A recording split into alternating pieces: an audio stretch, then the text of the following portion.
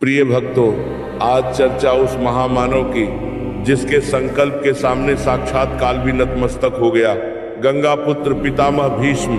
विचार करके देखिए वह कैसा अलौकिक सामर्थ्य होगा कि स्वयं मृत्यु को भी उनकी अनुमति की प्रतीक्षा करनी पड़ी। वह महापराक्रमी योद्धा जिसने अपने पिता की क्षणिक प्रसन्नता के लिए अपने संपूर्ण जीवन के सुख, राज्य और उज्जवल भविष्य का एक पल में परित्याग कर दिया। पितामह भीष्म का जीवन केवल एक पराक्रमी योद्धा की गाथा नहीं है, अपितु यह उस अखंड संयम और अटूट निष्ठा का साक्षात प्रमाण है जिसे इतिहास भीष्म प्रतिज्ञा के नाम से जानता है। उन्होंने संपूर्ण जगत को यह दिखाया कि यदि संकल्प में दृढ़ता हो और चरित्र में पवित्रता, तो इंद्रियां आपकी दासी बन जाती हैं। जहां आज का समाज वासना और क्षणिक सुखों के वेग में दिशाहीन होकर बह रहा है, वहां पितामह भीष्म एक अडिग पर्वत के समान खड़े हैं।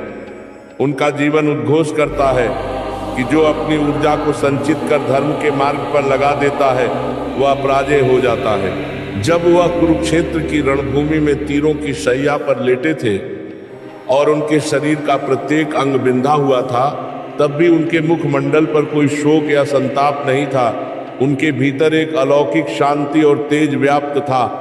इसका एकमात्र कारण यह था कि उन्होंने अपना सर्वस्व सत्य और वचन के पालन में समर्पित कर दिया था।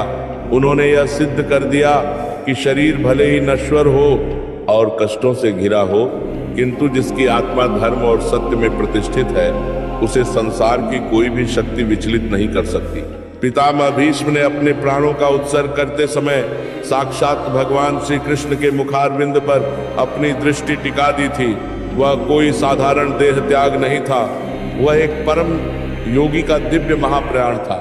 उन्होंने प्रमाणित किया कि जो व्यक्ति अपनी इंद्रियों पर विजय प्राप्त कर लेता है और अपने कर्तव्य पथ से कभी विमुख नहीं होता, ईश्वर स्वयं उसकी अंतिम गति सुधारने के लिए उपस्थित रहते हैं। वह त्याग, वह संयम और वह अटूट संकल्प ही भीष्म को भीष्म बनाता है। आज चर्चा पितामह भीष्म के उस प्रचंड बल की जो शस्त्रों से नहीं बल्कि उनके अखंड ब्रह्मचर्य से उत्पन्न हुआ था। विचार कीजिए, एक ऐसा युवा राजकुमार जिसके सम्मुख समस्त संसार का ऐश्वर्य और काम के असीमित साधन दास बनकर खड़े हो, वह अपने एक संकल्प मात्र से उन सबको तृण के समान त्याग देता है। यह कोई साधारण शारीरिक संयम नहीं था, यह उनके अंतःकरण की वह वज्र जैसी शक्ति थी जिसने उन्हें देवताओं के समकक्ष खड़ा कर दिया। पितामह भीष्म ने सिद्ध किया कि ब्रह्मचर्य केवल देह की शुद्धि नहीं, बल्कि वह आत्मिक ऊर्जा है जो मनुष्य के भीतर उस ओज को जागृत करती है जिसके सामने काल भी थर थर कांपता है। उन्होंने दिखाया कि जो पुरुष अपनी इंद्रियों का दमन कर उन्हें अपने वश में कर लेता है, वही वास्तव में इस सृष्टि का स्वामी है। जहां आज का समाज इंद्रियों का दास बनकर अपनी शक्ति को व्यर्थ के विषयों में नष्ट कर रहा है, वहां पितामह भीष्म का चरित्र एक प्रचंड अग्नि के समान प्रज्वलित है। इंद्रिय विजय का वह प्रभाव देखिए। पितामह भीष्म राजभवन के समस्त वैभव के मध्य रहे, युद्ध के भीषण कोलाहल में रहे, किंतु उनका मन सदैव अपनी प्रतिज्ञा की पवित्रता में स्थिर रहा। उन्होंने कभी अपने विचारों को मलिन नहीं होने दिया, कभी अपनी दृष्टि को दूषित नहीं होने दिया। यही वह तपोबल था जिसके कारण स्वयं भगवान श्री कृष्ण को भी अपनी प्रतिज्ञा को तिलांजलि देकर रथ का पहिया उठाना पड़ा। वह भक्त की वह शक्ति थी जिसने निर्गुण निराकार और प्रतिज्ञाबद्ध भगवान को भी प्रेम और पराक्रम के वश में कर लिया। पितामह भीष्म का चरित्र प्रमाणित करता है कि मानसिक शांति और वास्तविक पौरुष बाहर की विजय में नहीं, बल्कि अपने भीतर की वासनाओं और चंचल मन को कुचलने में है। जो अपनी इंद्रियों को वश में कर लेता है, उसके संकल्प में वह सामर्थ्य आ जाता है कि वह प्रकृति के नियमों को भी चुनौती दे सके। वह अखंड ब्रह्मचर्य, वह इंद्रिय विजय और वह अभेद्य चरित्र ही गंगा पुत्र भीष्म को इतिहास का सबसे तेजस्वी पुरुष बनाता है। प्रिय भक्तों, जहाँ कुरुक्षेत्र की रणभूमि रक्त से सनी हुई है और एक महान योद्धा तीरों की शैया पर लेटा हुआ है, पितामह भीष्म का शरीर छिद्रित है, प्राण कंठ में अटके हैं, किंतु उनकी बुद्धि स्थिर है। और दृष्टि साक्षात पूर्ण ब्रह्म श्री कृष्ण के मुखारविंद पर टिकी है। यह वह समय था जब उन्होंने अपनी असहनीय शारीरिक पीड़ा को एक ओर रखकर युधिष्ठिर को राजधर्म और मोक्ष धर्म का वह दिव्य उपदेश दिया जिसे आज संपूर्ण विश्व अनुशासन पर्व और शांति पर्व के नाम से जानता है। एक मरणासन्न व्यक्ति जिसका शरीर सहस्रों बाणों से बिंधा हो, वह इतना शांत और ज्ञानमय कैसे हो सकता है? यही तो भीष्म की साधना का चरमोत्कर्ष था। उन्होंने दिखाया कि जब मनुष्य अपने स्वार्थ से ऊपर उठकर धर्म के लिए जीता है तो मृत्यु के कष्ट भी उसे विचलित नहीं कर पाते। पितामह भीष्म की वह शरशैया वास्तव में एक तपस्या का आसन बन गई थी। उन्होंने सूर्य के उत्तरायण होने की प्रतीक्षा की क्योंकि वे अपनी इच्छा के स्वामी थे। उन्होंने सिद्ध कर दिया कि जिसने काम और क्रोध को पूर्णतः जीत लिया है, काल भी उसका सेवक बनकर द्वार पर खड़ा रहता है। पितामह भीष्म का वह महाप्रयाण कोई साधारण देह त्याग नहीं था। उन्होंने अपनी संपूर्ण चेतना, अपनी वाणी और अपनी दृष्टि को गोविंद के चरणों में समर्पित कर दिया था। उन्होंने प्रमाणित किया कि एक पुरुषार्थी को अंत समय में विषाद नहीं बल्कि संतोष होना चाहिए। वह त्याग, वह मर्यादा और वह शरणागति ही गंगा पुत्र भीष्म को इतिहास का सबसे तेजस्वी और वंदनीय पुरुष बनाती है। उनका अंतिम उपदेश और गोविंद के चरणों में उनका वह विलय मानवता के लिए वह प्रकाश है जो युगों युगों तक धर्म का मार्ग प्रशस्त करता रहेगा। आज चर्चा उस अलौकिक और रहस्यमयी संबंध की जो भक्तराज भीष्म और साक्षात पूर्ण ब्रह्म श्री कृष्ण के मध्य था। विचार कीजिए, एक और वह भगवान है जिन्होंने प्रतिज्ञा की थी कि मैं महाभारत के युद्ध में शस्त्र नहीं उठाऊंगा, और दूसरी ओर वह अनन्य भक्त भीष्म है जिन्होंने प्रतिज्ञा कर ली कि मैं चक्रधारी को शस्त्र उठाने पर विवश कर दूंगा। यह कोई अहंकार का युद्ध नहीं था, यह तो भक्त और भगवान के प्रेम की वह पराकाष्ठा थी जहां भगवान अपने भक्त की प्रतिज्ञा रखने के लिए अपनी प्रतिज्ञा को भी सहर्ष त्याग देते हैं। पितामह भीष्म जानते थे कि कृष्ण ही परम सत्य है, फिर भी उन्होंने युद्ध में उनके विरुद्ध खड़े होने का साहस किया। क्यों? क्योंकि वे जानते थे कि यदि वे अधर्म की ओर से लड़ेंगे तभी भगवान को अधर्म का विनाश करने के लिए स्वयं सामने आना पड़ेगा। कुरुक्षेत्र की रणभूमि में जब भीष्म के बाणों ने श्री कृष्ण के कवच को छिन्न भिन्न कर दिया और प्रभु के सुकोमल शरीर से रक्त की धारा बहने लगी, तब उस दृश्य में भी भीष्म को केवल गोविंद का दिव्य रूप ही दिखाई दे रहा था। वह कैसी अद्भुत भक्ति थी जहां भक्त अपने बाणों से भगवान की आरती उतार रहा था। जब भगवान श्री कृष्ण रथ का पहिया उठाकर भीष्म की ओर दौड़े तो पितामह हाथ जोड़कर मुस्कुराने लगे। उन्होंने शस्त्र नहीं उठाए बल्कि बड़े प्रेम से कहा, आइए प्रभु, यदि आपके हाथों मेरी मृत्यु निश्चित है तो इससे बड़ा सौभाग्य मेरे लिए और क्या होगा। यह वह क्षण था जब मृत्यु भयभीत थी और भक्त आनंदित था। भीष्म ने सिद्ध कर दिया कि भगवान केवल नियम और मर्यादाओं के स्वामी नहीं है, वे तो अपने भक्तों के प्रेम के अधीन हैं। सरसैया पर लेटे हुए भीष्म की दृष्टि केवल कृष्ण के मुख पर टिकी रही। उन्होंने अपनी भीष्म स्तुति में भगवान के उसी रण कौशल वाले रूप का गान किया। उन्होंने प्रमाणित किया कि भगवान से शत्रुता का भाव भी यदि अनन्य हो तो वह मोक्ष का द्वार खोल देता है। पितामह भीष्म का वह समर्पण और श्री कृष्ण का उन पर वह विशेष अनुग्रह इस बात का साक्षात प्रमाण है कि जो अपना सर्वस्व प्रभु के चरणों में अर्पित कर देता है, भगवान स्वयं उसके अंतिम समय को सुधारने के लिए दौड़े चले आते हैं। वह अनन्य प्रेम, वह अद्भुत समर्पण और वह अलौकिक संबंध ही गंगा पुत्र भीष्म को समस्त भक्तों में शिरोमणि बनाता है। प्रिय भक्तों, चर्चा उस कठिन सत्य की जिसने पितामह भीष्म जैसे महामानव के चरित्र को भी द्वंद्व में डाल दिया, उनका मौन और उस मौन का भीषण प्रायश्चित। विचार कीजिए, वह सभा जहां कुलवधु द्रौपदी का अपमान हो रहा था, जहां अधर्म अपनी चरम सीमा लांघ रहा था, वहां आर्यावर्त का सबसे शक्तिशाली योद्धा साक्षात धर्म का ज्ञाता भीष्म सिर झुकाए मौन बैठा था। वह मौन कोई कायरता नहीं थी, वह उनके वचन और सिंहासन के प्रति उनकी निष्ठा की बेड़ियां थी। पर क्या कोई भी वचन, कोई भी प्रतिज्ञा स्त्री के सम्मान और धर्म की रक्षा से बड़ी हो सकती है? पितामह भीष्म ने स्वयं स्वीकार किया कि उस समय का उनका मौन उनके जीवन की सबसे बड़ी भूल थी। उन्होंने तीरों की शैया को सहर्ष स्वीकार किया, क्योंकि वे जानते थे कि जिस शरीर ने दुर्योधन का अन्न खाया है, जिस बुद्धि ने अधर्म को होते देख भी प्रतिकार नहीं किया, उस शरीर का शुद्ध होना अनिवार्य है। वह शैया कोई दंड नहीं थी, वह तो भीष्म का स्वयं के प्रति किया गया प्रायश्चित था। उन्होंने अपने रक्त की एक एक बूंद से उस पाप का मार्जन किया जो उनके मौन से उत्पन्न हुआ था। कुरुक्षेत्र की रणभूमि में भीष्म का अधर्म की ओर से लड़ना उनकी विवशता थी, किंतु उनका मन सदैव धर्म की विजय चाहता था। उन्होंने अर्जुन को स्वयं अपनी मृत्यु का रहस्य बताया, क्योंकि वे जानते थे कि जब तक वे जीवित हैं, धर्मराज युधिष्ठिर की विजय असंभव है। यह एक भक्त का वह सर्वोच्च बलिदान था, जहां उसने अपनी कीर्ति, अपनी विजय और अपने प्राण सब कुछ धर्म की स्थापना के लिए न्योछावर कर दिए। वह न्याय की वह अग्नि थी जिसने भीष्म के व्यक्तित्व को कंचन की भांति शुद्ध कर दिया। भीष्म ने शरशैया पर लेटे हुए युधिष्ठिर को सिखाया कि राजा का प्रथम धर्म न्याय है, न कि उसकी निजी प्रतिज्ञाएं। उन्होंने प्रमाणित किया कि यदि धर्म संकट में हो तो कुल और पद की मर्यादाओं को त्याग कर सत्य के पक्ष में खड़ा होना ही वास्तविक पौरुष है। पितामह भीष्म का वह पश्चाताप और उनकी वह अंतिम शुद्धि संसार को यह संदेश देती है कि न्याय के मार्ग पर चलना कितना कठिन और अनिवार्य है।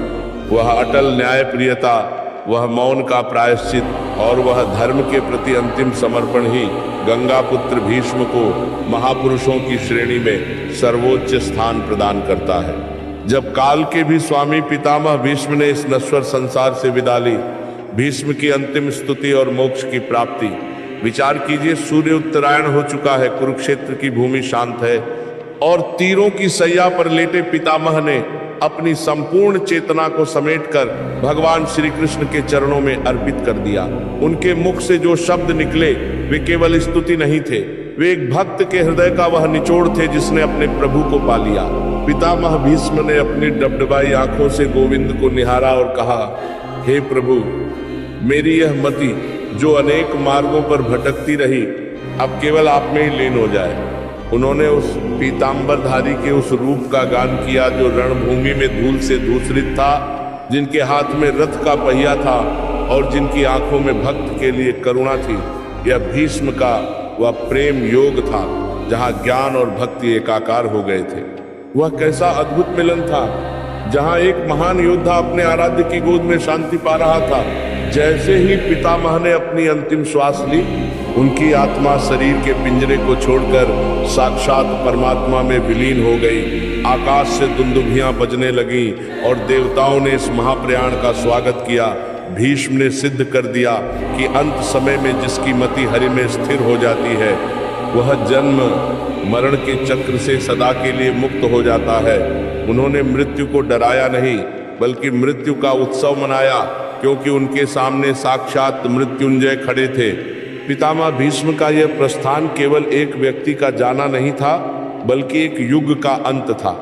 उन्होंने अपनी प्रतिज्ञा, अपने धर्म और अपनी भक्ति से यह प्रमाणित किया कि जो व्यक्ति संसार में रहकर भी निर्लिप्त रहता है, उसे अंत में साक्षात नारायण का धाम प्राप्त होता है।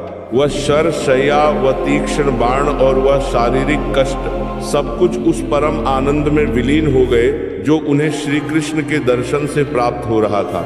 वह दिव्य मोक्ष, वह अंतिम भगवत चिंतन और वह अलौकिक प्रस्थान ही गंगा पुत्र भीष्म को अमर बनाता है। प्रिय भक्तों, उस दिव्य महापुरुष के संपूर्ण जीवन सार के साथ गंगा पुत्र पितामह भीष्म विचार कीजिए।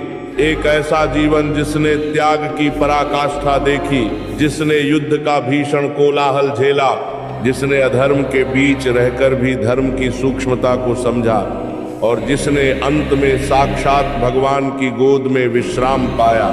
भीष्म का जीवन कोई साधारण कथा नहीं है, यह मनुष्य के भीतर छिपे अजय संकल्प की विजय गाथा है। अरे, क्या आपने अनुभव किया कि भीष्म क्यों नहीं हारे? क्योंकि उनका लक्ष्य कभी राज्य नहीं था, उनका लक्ष्य केवल कर्तव्य था। उन्होंने दिखाया कि एक पुरुषार्थी को अपने वचनों के प्रति कितना निष्ठुर होना चाहिए। जहां आज का मनुष्य अपने स्वार्थ के लिए क्षण क्षण में अपनी बात बदल देता है। वह पितामह भीष्म ने सदियों तक ये उस भीषण प्रतिज्ञा को जिया जिसने उन्हें भीष्म बनाया। उन्होंने प्रमाणित किया कि शरीर बूढ़ा हो सकता है, हड्डियां कमजोर हो सकती हैं, पर चरित्र कभी पुराना नहीं होता। पितामह भीष्म का संपूर्ण सार केवल एक शब्द में समाया है, तप। उनका ब्रह्मचर्य तप था, उनका राज्यसभा में मौन रहना एक मानसिक तप था, और शैया पर लेटे रहकर ज्ञान की गंगा बहाना उनका बौद्धिक तप था। उन्होंने सिद्ध कर दिया कि यदि हृदय में गोविंद का वास हो तो तीरों की चुभन भी फूलों की सेज बन जाती है। उनकी कथा हमें यह बोध कराती है कि जीवन की सार्थकता इस बात में नहीं कि आपने कितना सुख भोगा, बल्कि इस बात में है कि आपने कितनी मर्यादा निभाई। वह अखंड मर्यादा, वह अद्वितीय त्याग और वह गोविंद के चरणों में अंतिम विश्राम ही भीष्म को अमर बनाता है। भक्तों, जब हम भीष्म के चरणों का ध्यान करते हैं तो हमें यह प्रेरणा मिलती है कि संसार में रहते हुए भी कमल के पत्ते की भांति निर्लिप्त कैसे रहा जाए। उन्होंने अपने रक्त से इतिहास के पन्नों पर यह लिख दिया कि सत्य के मार्ग पर चलने वाले को अंत में साक्षात नारायण का सामीप्य प्राप्त होता है। पितामह भीष्म का वह ओजस्वी व्यक्तित्व युगों युगों तक धर्म का मार्ग प्रकाशित करता रहेगा। वह संकल्प की पराकाष्ठा, वह भक्ति का उत्कर्ष और वह परम दिव्य प्रस्थान ही गंगापुत्र भीष्म को महापुरुषों की श्रेणी में ध्रुव तारे के समान अटल बनाता है। प्रिय भक्तों, हम हृदय की गहराइयों से विचार करेंगे भीष्म होने का अर्थ क्या है। भीष्म होने का अर्थ है अपने स्व को मिटाकर सर्व स्व को प्रभु के चरणों में रख देना। उनके जीवन का प्रत्येक क्षण एक ऐसी पाठशाला है जहां अनुशासन, भक्ति और बलिदान का पाठ पढ़ाया जाता है।